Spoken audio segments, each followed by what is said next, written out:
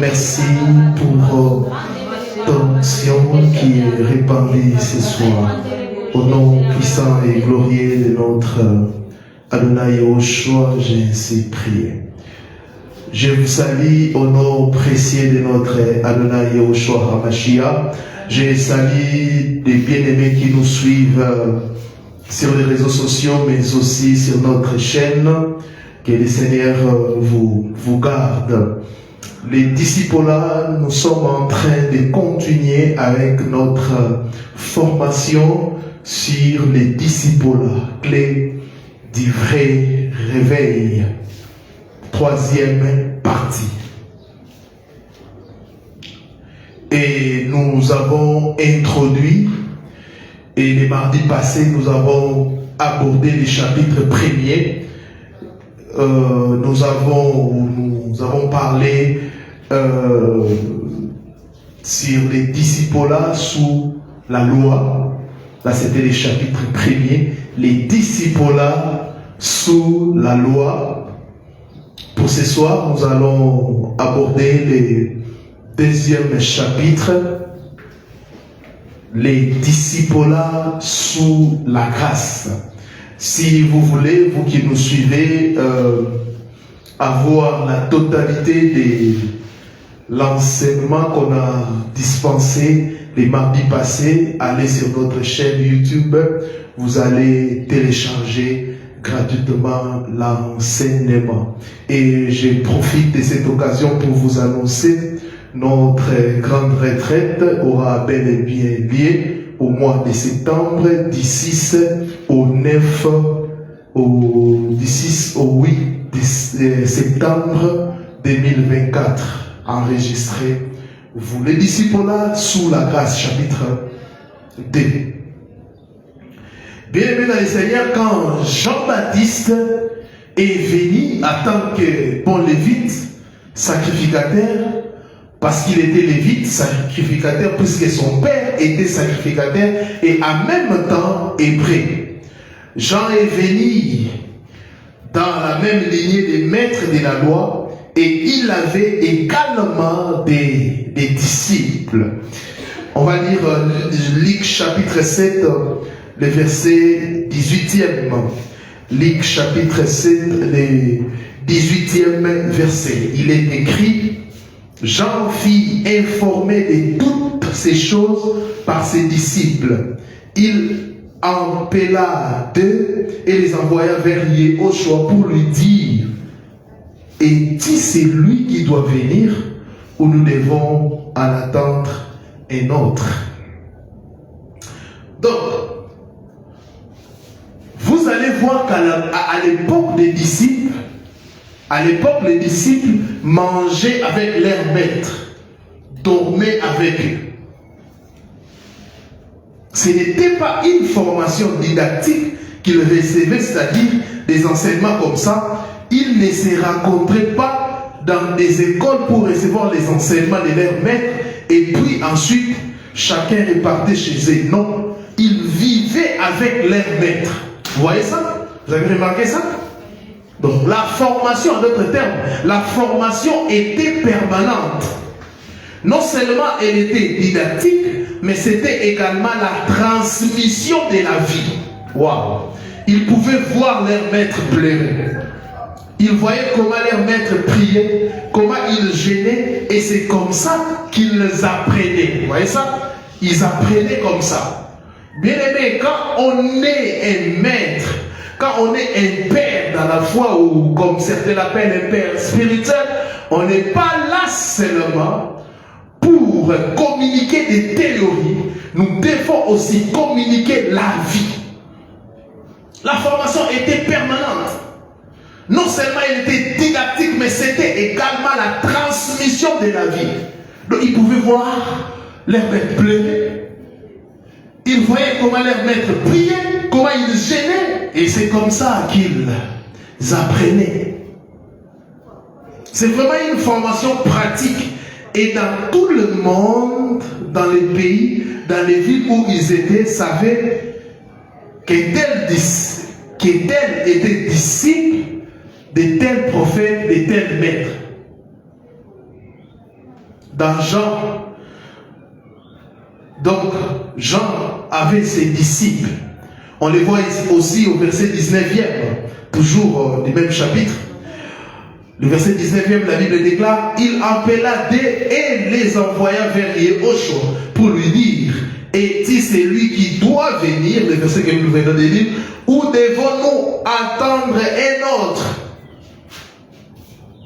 Donc les maîtres envoyaient aussi leurs disciples. Vous avez vu ça? Les maîtres envoyaient aussi leurs disciples. Quand Élisée a voulu ressusciter les fils de la Sunamite, il envoya qui? Géasi avec son bâton. Donc les maîtres envoyaient les disciples. Donc si nous sommes disciples de Yéhoshua, il va nous envoyer, mais il ne peut pas nous envoyer si nous ne sommes pas enseignés. Ce n'est pas possible. Il ne peut pas nous envoyer si nous ne sommes pas équipés. Si nous ne sommes pas dans l'étude de sa parole. Beaucoup de chrétiens veulent être envoyés, veulent connaître leur ministère, mais ils ne veulent pas être disciples. Il ne suffit pas de connaître, non. Le Seigneur m'a appelé dans quel ministère? Bien aimé, il faut d'abord être un disciple. C'est là qu'il faut commencer, devenir disciple. Comme nous avons fait avec les disciples là, plutôt sous la loi, sous la grâce aussi, nous allons prendre des exemples. Yéhoshua et ses disciples. Yéhoshua et ses disciples.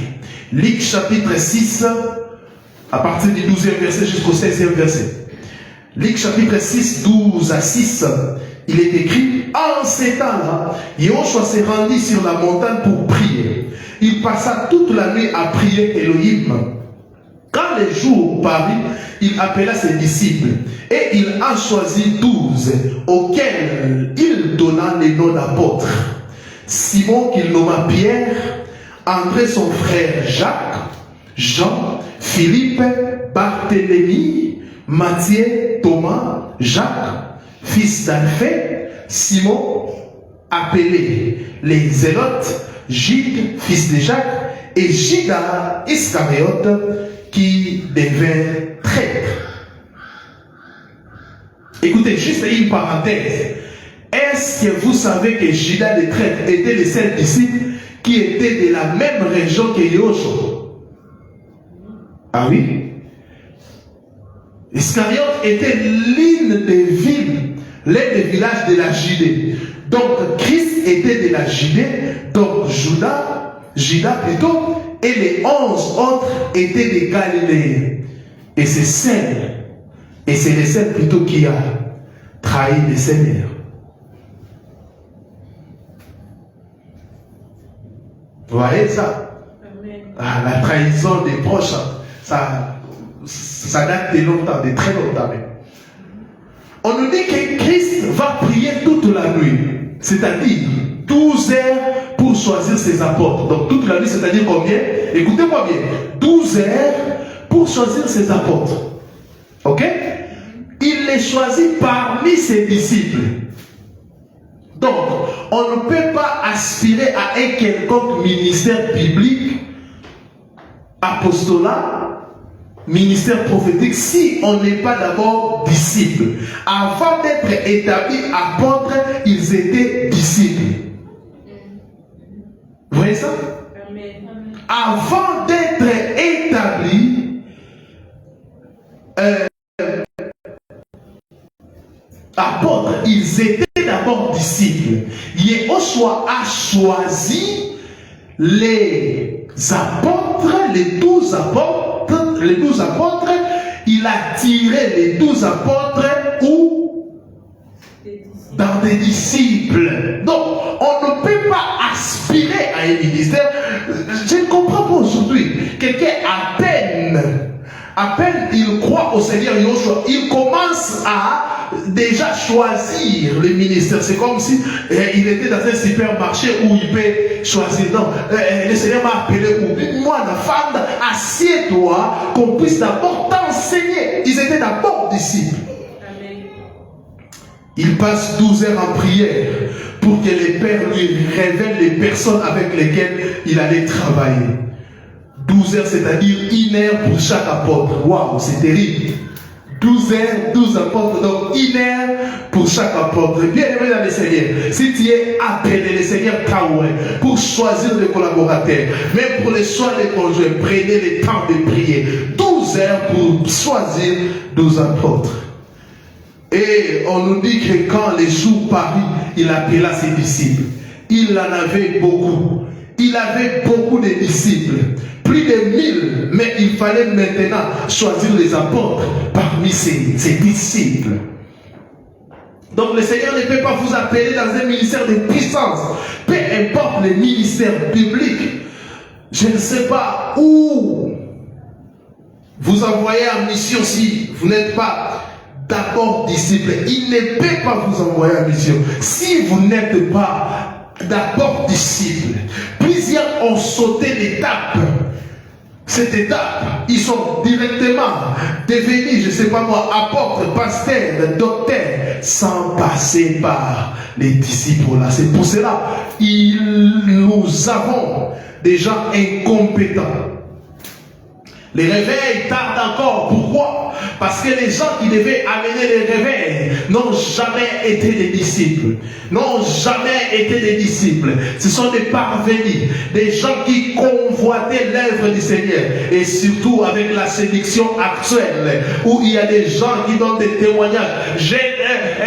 Moi, j'avais rien, mais quand Dieu m'a appelé, j'ai la richesse. chercher des véhicules, bien aimés. Dieu n'appelle jamais un homme pour lui donner des maisons de véhicules. Elohim appelle un homme d'abord pour sauver, pour sauver, pour sauver. Quand il a appelé Moïse, c'était pour que Moïse puisse sauver son peuple et non pour que Moïse puisse construire des immeubles ou avoir des véhicules. Quand il a appelé les 12 apôtres, c'était pour le salut de l'humanité. Ce n'était pas d'abord pour que ces apôtres puissent devenir riches.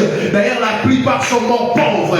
D'abord la mission, d'abord la compassion des âmes, d'abord la mission, d'abord la compassion des âmes. Amen. Les disciples, c'est celui qui est discipliné. Quand le péché vient, les disciples disent, je refuse. Celui qui tombe tout le temps ne peut pas servir le Seigneur, ça ne sert à rien. Il faut de la discipline. Vous avez vu que les disciples là sous la grâce a aussi deux aspects. Waouh! Deux aspects. Il y a eu d'abord les apôtres qui ont connu Machia physiquement, contrairement à nous. Et les apôtres, les 12, ont vécu les disciples là comme à l'époque de Josué et de Moïse. Ah oui, c'est ça. Parce que Yehoshua pouvait les envoyer acheter à manger. Il a fait dans Jean 4. C'est les maîtres donc, ils y allaient. Et Yehoshua comme Moïse parlait au nom de son père. Donc il ne pouvait pas être contexté. Donc le pasteur qui va vouloir se mettre dans la peau du Seigneur pour imposer les disciples que le Seigneur avait avec ses apôtres aux chrétiens deviendra forcément antichrist. Et d'ailleurs, quand Yehoshua était en train de choisir les peuples, ils étaient sous la loi. Alléluia. Il fallait que Yehoshua puisse mourir pour que nous puissions entrer dans la nouvelle alliance. Donc les disciples du Seigneur étaient là constamment avec lui. Et regardez là, Luc chapitre 11, le verset 1er. Yehoshua priait un jour en un certain lieu. Lorsqu'il y achevait, un de ses disciples lui dit, Seigneur, enseigne-nous à prier, comme Jean l'a enseigné à ses disciples. Vous voyez ça? Donc les disciples voyaient leur maître faire les choses et ils les faisaient. Ils voyaient Christ prier. Ils se disent, waouh, quelle manière de parler à son Père. Quelle intimité. Et ils lui demandent justement de leur apporter des enseignements sur la prière. Et c'est pour ça que le Seigneur les enseigne sur la prière. Ils ont vu Yehoshua parler au Père. Ils étaient tellement émerveillés qu'ils ont demandé, enseigne-nous à prier. Mais comment voulez-vous qu'un pasteur vous enseigne sur la prière? Mais si vous ne l'avez jamais vu prier, il peut parler. Il sera simplement un théoricien, un théologien. Il n'y aura pas la vie. Aujourd'hui, plusieurs pères, ils n'ont pas la vie. Ils n'ont pas la vie. Pas la vie de méditation, pas la vie de prière. Mais ils veulent enseigner sur la prière. Ils veulent enseigner sur la méditation. Mais eux-mêmes n'ont pas la vie. Non, pas la vie. C'est pour cela plusieurs sont divorcés. Ils veulent enseigner sur le mariage. Mais les disciples là, c'est la transmission de la vie. Wow. Pas seulement de la connaissance, mais de la vie. Pas seulement de la connaissance intellectuelle, mais de la vie de celui qui enseigne ou celle qui enseigne. Vous allez voir Pierre. Quand il a prié pour Tabitha, qu'est-ce qu'il a fait? Il a fait sortir tout le monde. Il s'est mis à genoux et il a prié. Pierre avait vu le Seigneur le faire quand le maître a prié pour cette fille dans Luc 7. Pourquoi il a fait ça? Parce qu'il a vu le maître et on doit le faire. Dans Luc 7, quand il priait pour cette fille de 12 ans, le Seigneur avait fait sortir tout le monde. Pierre n'a fait que répéter ce que le Seigneur avait fait. Waouh! Donc, c'est ça les disciples.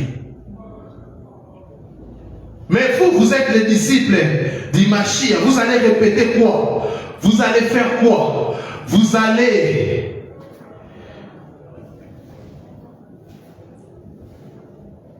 vivre comment votre disciple-là, si vous ne voyez pas Yahushua faire les choses, si vous n'avez pas une expérience avec le Seigneur, vous voyez ça? C'est pour cela qu'on ne peut pas commencer, comme je l'ai dit tantôt, on ne peut pas commencer à implanter officiellement des églises sans passer par les disciples. Alléluia.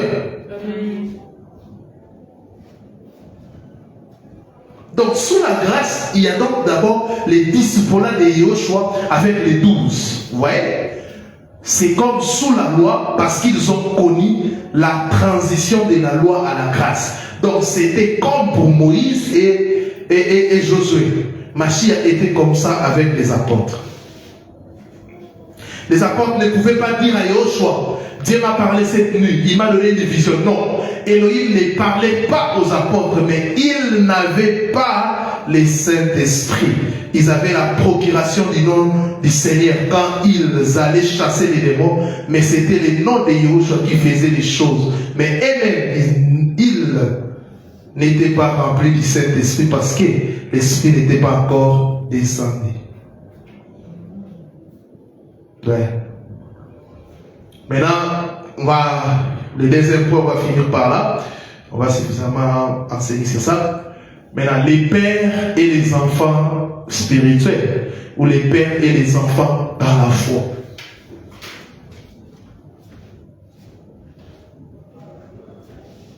Les pères et les enfants dans la foi. Ensuite, quand le Seigneur va partir, l'Esprit va venir et là, on va voir un autre aspect du disciple-là avec Paul, avec Pierre, avec les apôtres. Ils avaient aussi des disciples, ouais. Des gens qui étaient comme leurs disciples, mais c'était plus des enfants dans la foi. Là, on ne va plus tellement parler des disciples, des hommes, mais des enfants dans la foi, ou les enfants spirituels. Donc vous voyez que le concept a un peu changé. J'en parle des enfants dans la foi. Je suis dans la joie quand j'apprends que mes enfants marchent dans la vérité. Amen. Là c'est ce que la Bible dit. Donc là, les disciples étaient des pères. Des pères dans la foi, des modèles. C'est cet aspect-là qu'on va développer. Et je crois qu'on va finir par là. Des pères dans la foi, c'est une notion qui est biblique et que souvent dans la francophonie, nous négligeons. Ah oui, nous les francophones, il y a un mélange. Il y a tellement d'esprit de rébellion, de contestation, ce qui fait que les chrétiens, les gens ne sont pas suffisamment enseignés. Il n'y a pas la notion des pères. Il y a des gens qui sont appelés au ministère, qui sont appelés au service du Seigneur, mais qui vont casser les pères dans la foi, des gens qui leur ont transmis la connaissance, qui ont prié pour eux, plutôt. C'est pour cela qu'ils ne voient ces gens-là, des rebelles, ces gens-là ne vont pas loin. C'est pour cela, plutôt c'est pour ça que vous allez voir dans la francophonie, il y a très peu d'hommes et de femmes d'Élohim véritables. Parce que si vous négligez cette notion-là des pères, si vous négligez cette notion-là, vous n'allez pas aller loin. C'est important de les savoir. Les pères dans la foi sont des frères avant tout. Oui, sont des frères avant tout. Mais c'est quelque chose que vous devez savoir. C'est très biblique. Donc, on a vu les disciples-là sous la loi. On a vu les disciples-là sous la grâce. Donc, Christ et les disciples. Et maintenant, on va voir les disciples-là sous la dispensation de la grâce avec les apôtres. Vous voyez ça? Nous avons vu la notion. Il y avait des maîtres sous la loi et les disciples. Quand Yahushua est venu aussi sur cette terre, il avait des disciples. Maintenant, les choses ont changé comment? Le Seigneur a dit, allez, faites de toutes les nations mes disciples. À d'autres termes, nous ne sommes plus des maîtres. Parce que Yoshua a dit ses disciples. Donc, tout chrétien a un maître. Le maître, c'est Yoshua. Donc, la notion des maîtres et des disciples, comme ça s'est passé sous la loi et pendant l'état de Yoshua, ce n'est plus la même chose. Parce que je vous avais dit, sous la loi, les maîtres là représentaient qui? Yoshua. Et c'est celle Yoshua, on doit avoir un attachement indéfectible vers Yoshua. C'est fini. Amen. Amen. Quand il dit, allez faire de toutes les choses, mes disciples, les disciples sont les disciples du maître. Amen. Spirituel, les pères dans la foi, si vous voulez. 1 Corinthiens chapitre 4, verset 15. Ou 15 à 19, on peut lire jusqu'au verset 19. Non, même j'ai jusqu'à 21. Écoutez ce que Paul dit. Car quand vous auriez 10 000 maîtres en Christ, vous n'avez cependant pas plusieurs pères, puisque c'est moi qui vous ai engendré à Yoshua Mashiach par l'évangile. Je vous en conjure donc, soyez mes imitateurs. Pour cela, je vous ai envoyé Timothée, qui est mon enfant bien-aimé et fidèle dans le Seigneur.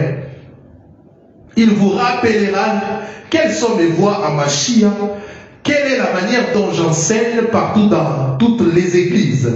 Quelques-uns se sont enflés d'orgueil, comme si je ne devais pas aller chez vous. Mais j'irai bientôt chez vous, si c'est la volonté du Seigneur. Et je connaîtrai non les paroles, mais la puissance de ceux qui se sont enflés. Car le royaume de Dieu ne consiste pas en paroles, mais en puissance. Que voulez-vous? Que j'aille chez vous avec une verge ou avec amour et dans un esprit de douceur? Écoutez bien. Écoutez bien ce qui va être dit. Ça va vous aider. Ça va vous permettre d'avoir quand même un équilibre. Paul dit aux Corinthiens, même si vous aviez 10 000 mètres ou 100 000 mètres, didaskalos, qui veut dire docteur, enseignant, vous n'avez cependant pas plusieurs pères, car c'est moi qui vous ai engendré dans le Seigneur. C'est fort ce que Paul dit. Vous voyez?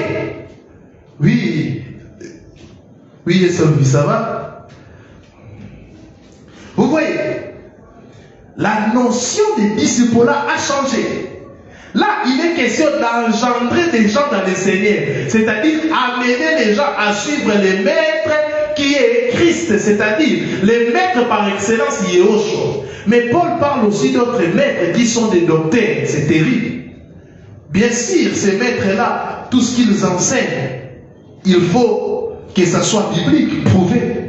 Il faut aller vérifier. Et si ce n'est pas correct, vous ne devez pas les suivre.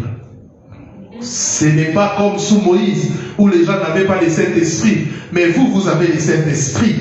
Mais cela n'empêche pas, ou n'exclut pas le fait qu'il y ait des pères dans la foi. Parce que tout le monde n'est pas maître, didascalos ou enseignant. Le corps de Christ n'est pas composé que d'enseignants. Il y a des pères qui vous enseignent la parole, et il y a aussi vous, des enfants. Il y a des gens qui ont reçu le mandat de former les gens d'engendrer.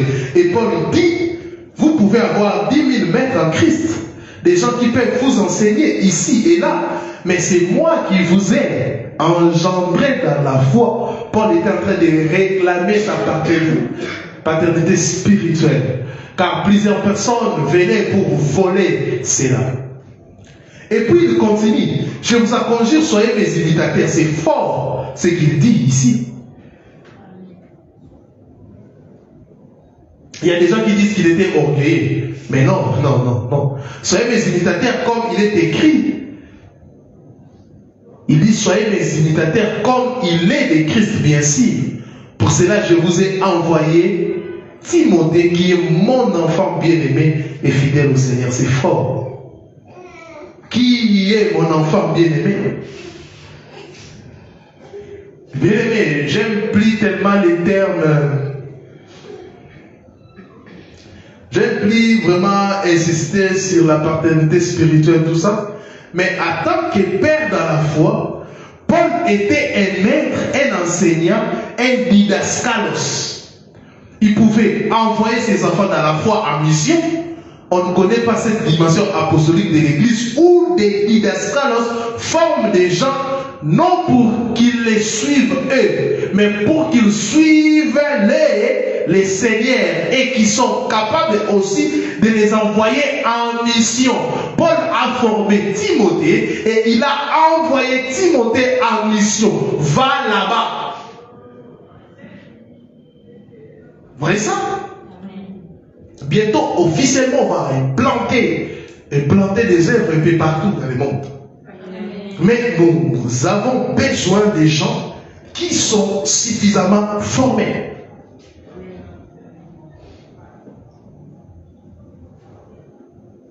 On ne connaît pas ça dans la francophonie. Je ne sais pas pourquoi je parle de la francophonie, car la notion là, de la paternité est bafouée.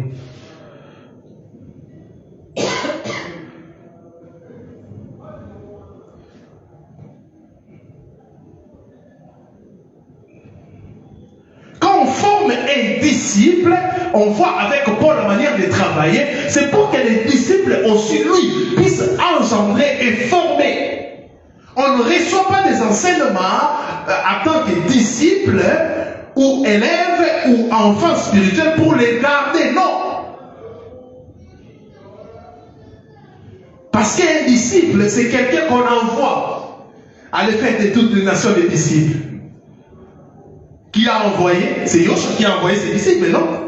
Et Paul aussi était disciple de Yosha. Il a envoyé Timothée. Timothée, jusqu'à moi. Moi aussi, je vous envoie.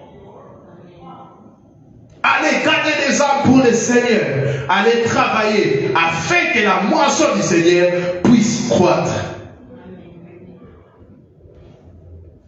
Donc, ce sont des gens qui sont formés pour être envoyés. Il n'est pas formé pour qu'ils restent assis indéfiniment dans les assemblées ou dans les églises. Or, Elohim envoie les pères dans la foi, envoie aussi. Mais bien sûr, il faut que les frères et sœurs qui sont envoyés, il faut qu'ils soient convaincus. C'est ça aussi le problème. Alléluia. Surtout quand Yahweh t'appelle, il prendra soin de te parler. Même si ton père dans la foi dit qu'il bon, il est intelligent, il guérit des malades, va ouvrir une église là.